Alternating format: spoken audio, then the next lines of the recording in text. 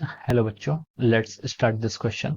So this question says, what are various branches of physics? Explain in brief the field of these branches.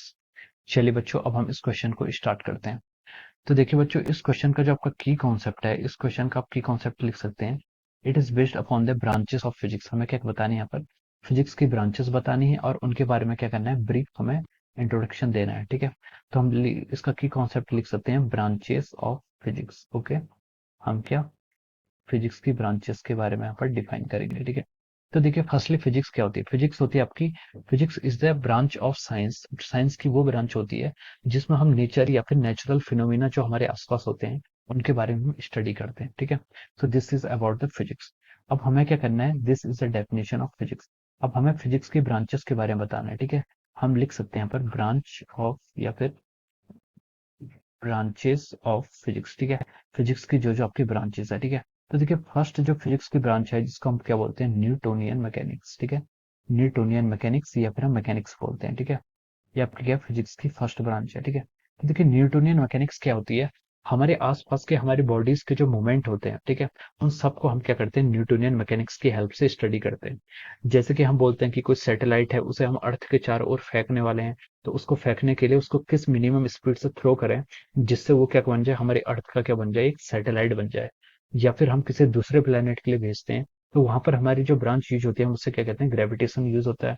और gravitation किसका branch है? Gravitation आपका mechanics का एक part है।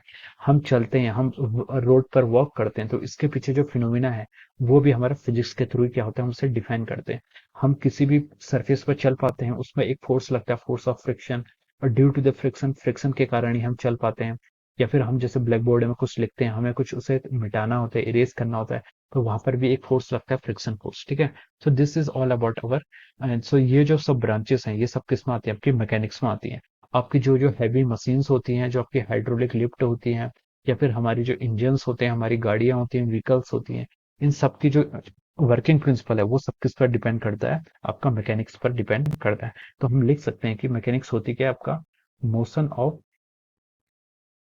Of objects moving with moving with low speed और moving with low speed.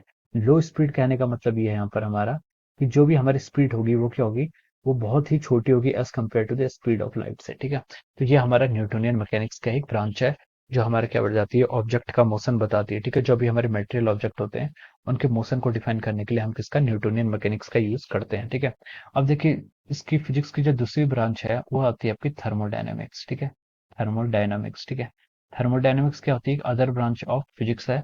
Thermodynamics क्या होती है, आपकी जो हीट होता है, टेम्परेचर होता है, या फिर बिहेवियर ऑफ सिस्टम होता है, उन सब चीजों को हम स्टडी करने के लिए किसका यूज करते हैं, थर्मोडायनेमिक्स का। ठीक है, थर्मोडायनेमिक्स हम बेसिकली हीट और टेम्परेचर का ही यूज करते हैं। ठीक है, तो जैसे कि इसके एग्जांपल्स हम लें, तो जैसे कि हमारी जो फ्रिज होता है, फ्रिज या फिर जो रेफ्रिजरेटर होता है, या फिर हमारे जो हीट इंजन्स होते हैं, ये सब क्या करते हैं, थर्मोडायनेमिक्स के प्रिंसिपल पर ही करके करते हैं, वर्क करते हैं। ठीक है, तो ये सब चीजें हमारी थर्मोडायनेमिक्स पे वर्क करती हैं।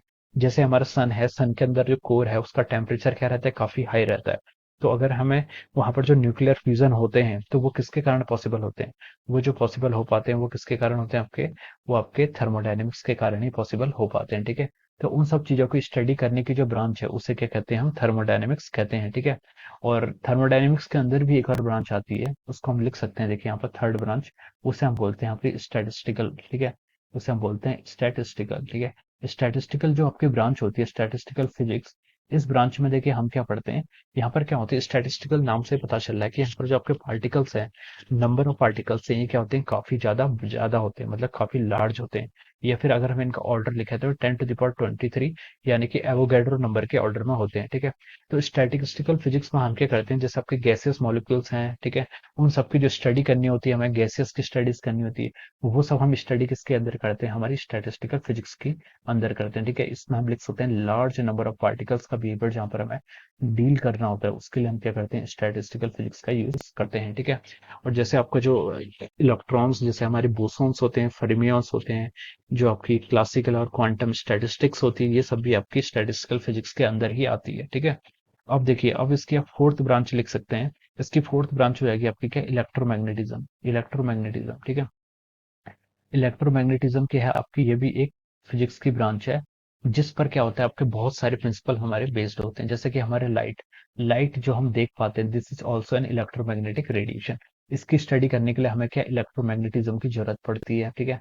और जितने भी आपके ईएम रेडिएशंस होते हैं, जैसे कि आपका एक्सरे होता है, गामा रेज होता है, इवन कॉस्मिक रेज होता है, ये आपकी अल्ट्रावायलेट रेज होता है, आपका रेडियो वेव्स होती हैं, इंफ्रारेड होती हैं, ये सब की स्टडी हम किस में करते हैं, इलेक्ट्रोमैग्नेटिज्म के अंदर ही करते हैं। जैसे कि आपका मैग्नेट का मूवमेंट होता है, आपका जनरेटर जो होते हैं, एसी जनरेटर हो गया, डीसी जनरेटर, सो इन सब की स्टडी करने के लिए हम किसका यूज करते हैं, इलेक्ट्रोमैग्नेटिज्म का यूज करते हैं, ठीक है। सो दिस इलेक्ट्रोमैग्नेटिज्म की आपकी बहुत ही पॉपुलर ब्रांच है, ठीक है। और आप फिफ्थ ब्रांच इसकी लिख सकते हैं, वो आपकी हो जाती है क्या, रिलेटिविटी। रिलेटिविटी क्या होती है, रिलेटिविटी में भी हम क्या करते हैं, उन ऑब्जेक्ट का मोशन करते हैं जिनका मास तो लार्ज होता है, जिनका क्या होता है, मास तो लार्ज होता है, जो हमारे न्यूटोनियन में होते हैं वही, लेकिन यहाँ पर जो स्पीड होती है, it is comparable to the speed of light, ठीक है। यहाँ पर जो स्पीड होती है क्या होती है, आपकी स्पीड ऑफ लाइट के कंपैरिजन में होती है, ठीक है। तो जो ऐसी बॉडीज हैं उस जो इस टाइप का मोशन करती हैं, उनको स्टडी करने के लिए हम रिलेटिविटी का यूज करते हैं। जैसे कि हमारे नेचर में बहुत सारे ऐसे पार्टिकल्स हैं जो एलिमेंट्री पार्टिकल्स हैं, जैसे म्यूऑन्स होता है, न्यूऑन्स होता है, इन सबको हम नेचुरली देख नहीं पाते हैं, लेकिन अगर हम रिलेटिविटी का यूज करें तो हम इन सब चीजों को हम यूज कर पाते हैं। रिलेटिविटी के अंदर आपका जैसे लेंथ, आपका आता है लेंथ कॉन्ट्रैक्शन आता है, टाइम डायलेशन आता है, आपका मास जो होता है इंक्रीज होता है। तो ये सब भी हम रिलेटिविटी के अंदर ही पढ़ते हैं, ठीक है। जब हम क्या करते हैं, आपके स्पेसशिप जिस स्पीड से मूव करती है, वहां पर जो वेरिएशंस होते हैं वो सब स्टडी हम रिलेटिविटी में करते हैं। फिर आपकी जो सबसे लास्ट और इम्पोर्टेंट जो आती है वो आती है आपकी क्वांटम मैकेनिक्स, ठीक है। क्वांटम मैकेनिक्स, देखिए क्वांटम मैकेनिक्स की आपकी, क्वांटम मैकेनिक्स भी आपकी फिजिक्स की एक ब्रांच है, ठीक है। इसको हम फिजिक्स में भी स्टडी करते हैं, केमिस्ट्री में भी स्टडी करते हैं, लेकिन जो इसकी फिजिक्स में जो यहाँ पर इसका बिहेवियर होता है, हम इसको क्या करते हैं, जो आपके सब एटॉमिक पार्टिकल्स होते हैं उनके मोशन को स्टडी करने के लिए हम क्या करते हैं, क्वांटम मैकेनिक्स का यूज करते हैं, ठीक है। Quantum mechanics applies to our subatomic particles, जो छोटे छोटे पार्टिकल्स होते हैं उनकी स्टडी करने के लिए। जैसे हमें इलेक्ट्रॉन्स का बिहेवियर देखना है, हाइड्रोजन आइटम्स के अंदर इनका कैसा बिहेवियर है, पोटेंशियल वेल होते हैं आपके, ठीक है। डब्ल्यू की भी थ्योरी होती है, आपकी स्कैटरिंग्स होती हैं, इन सबको स्टडी करने के लिए हम क्वांटम मैकेनिक्स का यूज करते हैं। आपका ब्लैक बॉडी रेडिएशन है आपका, और आपका फोटो इलेक्ट्रिक इफेक्ट है, क्वांटम इफेक्ट है, all this theory are explained with the help of the quantum mechanics, okay. So ये क्या है, आपकी फिजिक्स के डिफरेंट क्या है, ब्रांचेस हैं, और हम उनकी स्टडी कैसे कैसे करते हैं उन सबका मैंने आपको आइडिया दे दिया, okay. So this is the answer of this question. So I hope you all understood this concept. All the best and thank you so much.